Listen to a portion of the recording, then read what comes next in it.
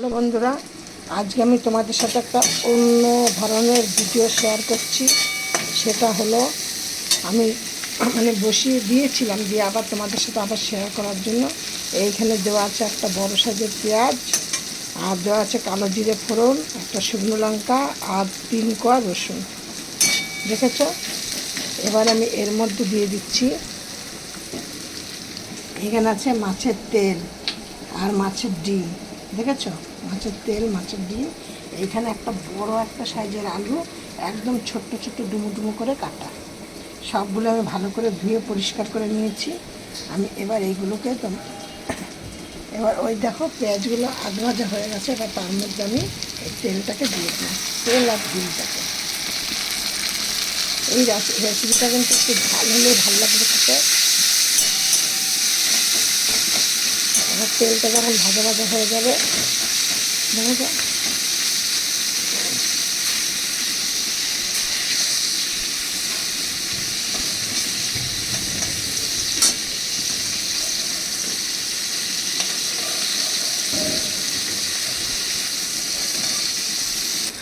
এবার এর মধ্যে আমি দিয়ে দিচ্ছি এই টমেটোটা।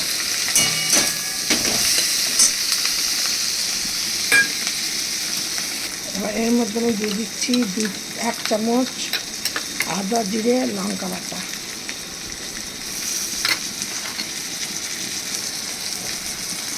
এর মধ্যে দিয়েছি আন্দাজ মতো হলুদ। যখন ভাজা বসিয়েছিলাম তখন আমি নুন দিয়েছিলাম।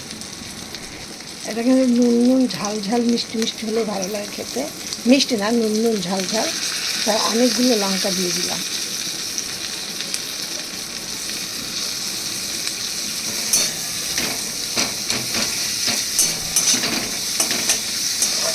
আমি তোমাদের সাথে ভিডিওটি শেয়ার করছি। আমি চম্পা বলছি, আমার চম্পা রেসিপি হাউস থেকে আমি তোমাদের সাথে শেয়ার করছি রেসিপিটি। তোমরা এইভাবে মাছের তেল এনেও ফেলে দেবে না। মাছের তেল বা ডিমটা যদি দেখতে সুন্দর হয়, ভালো হয়, কোনো রকম যদি গ্যাস গন্ধ না থাকে, তাহলে কিন্তু তোমরা এইভাবে করে দেখবে, হেবি সুন্দর খেতে লাগে। এবার আমি এর মধ্যে দিয়ে দিচ্ছি আলুগুলো।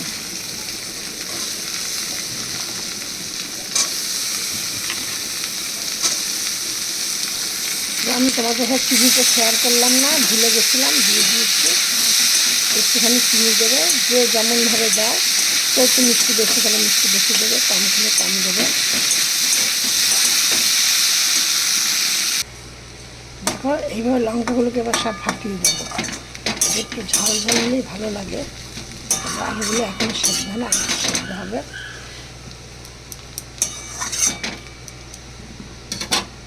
হেভি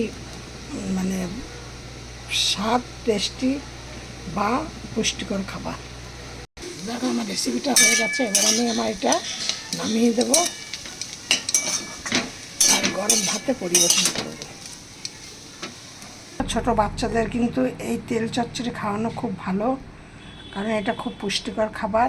এবং এই তেল চচ্চড়ি আলু দিয়ে এরকম করলে বাচ্চারা খুব ভালো খায়। রেসিপিটা দেখো তোমরা।